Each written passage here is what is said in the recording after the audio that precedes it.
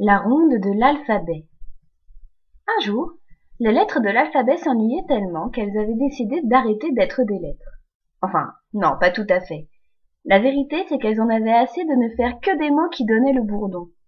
Oui, elles en avaient assez parce que tout le monde ne les utilisait que pour parler des choses tristes.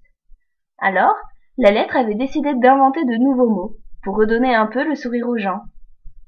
Elles s'étaient toutes réunies en une grande ronde dans un parc magnifique, à l'abri des regards, et une par une, elles s'étaient levées et avaient parlé et inventé de nouveaux mots.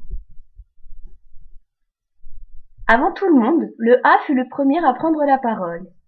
Il dit qu'il voulait voir des gens adorables dans un monde rempli d'amour et d'amitié. Il ne voulait plus qu'on l'agresse et préférait qu'on l'aide, jour après jour. Il se tourna vers le B, à qui il laissa la parole. Bien évidemment, ce fut ensuite le B qui alla au centre de la ronde et il dit qu'il ne voulait manger que des boulettes de viande, que les bébés devaient tout le temps rire et que les bonbons, c'était génial. Il ne voulait plus entendre parler de bombes ou de bêtises. Il ne voulait que bien rigoler avec tous ses amis. C'est ensuite que le C en profita pour ajouter qu'il fallait que tout le monde se fasse confiance, que tous ensemble ils pouvaient jouer à cache-cache ou à chat glacé, que les câlins étaient plus précieux que tout et que l'on devait arrêter de crier partout et tout le temps ou de casser des objets quand on était en colère. D'ordinaire, le D, discret, approuva. Lui disait que tout le monde avait le droit de dormir, que le dimanche était un jour sans devoir et que tout ce que l'on mangeait devait être délicieux. Il ne voulait plus voir qui que ce soit douter, et surtout pour lui, tout le monde devait danser. Et le E était bien d'accord. Il en avait assez de voir tout ce petit monde énervé et engourdi. Pour lui, tous les enfants devaient s'éclater et s'entraider, surtout pas s'ennuyer tout seuls dans leur coin. Finalement, le F, qui était timide, osa malgré tout s'exprimer à son tour. Pour lui, c'était simple. Faire la fête, c'était ce qu'il y avait de plus important. Fou rire, famille, tout cela comptait bien plus que les facéties ou les faux amis. Graou, avait rugi le G, qui réclamait à grands cris plein de gourmandises, de gâteaux et de goûters. Il en avait assez de toujours devoir gronder, geindre ou grandir, de parler sans cesse des guerres et des garnements. Pour lui, l'essentiel c'était de s'amuser, là, maintenant et tout de suite. H, évidemment, était bien de son avis. Manger des haricots, d'accord, mais pas toute la vie. Apprendre à lire l'heure, pourquoi pas, mais il y avait aussi les hérissons, les hiboux et les hippopotames qui étaient amusants. Il fallait apprendre à rire et arrêter de s'ennuyer maintenant. Il riait depuis le début d'entendre toutes ces lettres joyeuses. Inventivité, idée, imagination. Le I adorait tous ces mots si prometteurs et pleins de sourires. Pour lui, il fallait que les idiots arrêtent de parler sans réfléchir et que tout le monde arrête de penser que l'on pouvait être incapable de faire quelque chose. C'est faux, on peut toujours y arriver.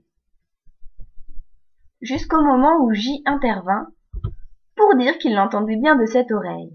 Ah ça oui, il préférait jouer, jacter et jubiler plutôt que d'être jaloux ou d'avoir la jaunisse. Comme toutes les autres lettres, le J n'en pouvait plus que les mots soient utilisés uniquement pour se plaindre, pleurer ou s'ennuyer. Kaouet sur la tête, Kangourou avec lui, vous imaginez bien que le K les approuvait. Il aurait pu passer ses journées à manger des kiwis, à jouer avec des koalas ou à faire du karaté. C'en était fini du temps où seuls les policiers avaient le droit de s'amuser avec leurs képis. Tout le monde pouvait rire à présent. Le L avait les larmes plein les yeux, à les entendre ainsi parler. Lui qui avait toujours adoré la lumière, la lune et la liberté, il était tellement heureux de se défaire de la laideur et des larcins. Maintenant, il pouvait lire à toute heure. Oui, c'était vraiment ça le bonheur. Mais, bien évidemment, le M avait aussi son mot à dire. Chasser le mal de son vocabulaire ainsi que le mauvais et les méchants, ça lui faisait tellement plaisir qu'il avait envie de manger et de dire merci à toutes ces lettres de l'alphabet qui reprenaient enfin les choses en main. Ne pensez surtout pas que le N allait s'opposer à tout cela. Non, bien au contraire, il était si soulagé de pouvoir dire adieu à la nervosité et d'accueillir à bras ouverts la neige, les nattes et les nids des oiseaux. tous ces détails, tous ces bouts de bonheur qui, une fois réunis, vous promettent une vie pleine de douceur. Oh oh oh, disait le haut, ravi que tout se passe si bien. On ne l'avait jamais vu si ouvert et si optimiste. Pouvoir tourner le dos aux orgueilleux et aux orties lui faisait plaisir. Il allait enfin pouvoir découvrir l'originalité et les mouillettes dans les œufs à la coque. Fini les obligations et bonjour les oranges. Parmi toutes ces lettres, le P n'était pas en reste. Il était heureux de voir tout ce qui se déroulait si parfaitement et que personne ne paniquait à l'idée de tout changer. Positif, pensif et paisible, il était l'un des plus heureux, lui qui en avait tellement marre qu'on l'utilise pour parler des plaies, des punitions ou des pessimistes. Que l'on écoute attentivement le cul. Le pauvre n'a pas beaucoup de mots qui lui sont accordés. Alors imaginez sa joie quand on lui a appris qu'il allait pouvoir arrêter de quémander et qu'il aurait de nouveaux mots en quantité. Il souriait de toutes ses quenottes, fier et heureux comme aucune autre lettre de l'alphabet ne pouvait l'être. Regardez donc le R comme il roucoule de plaisir à l'idée de pouvoir enfin parler de rose et de rire. Il est loin le temps où il ne servait qu'à évoquer la rage, les rapporteurs ou les radins. Le voilà bien radouci à l'idée d'être la lettre de mots tels que rêve et ravissant. Il en avait vraiment assez d'être ridicule. Sagement, le S avait attendu son tour, en susurrant de ci de là que les mots comme serpent et stupide seraient beaucoup moins courants maintenant qu'il pouvait parler de sourire et de sympathie. Sans souci, le S avait parlé et créé de jolis mots pour parler en toute simplicité de songe et de bonheur. Toutes les lettres ou presque avaient donné leur avis et soumis leurs idées. T était tellement ravi qu'il avait envie de manger une énorme assiette de tagliatelle et de taper dans la main de chacun de ses amis.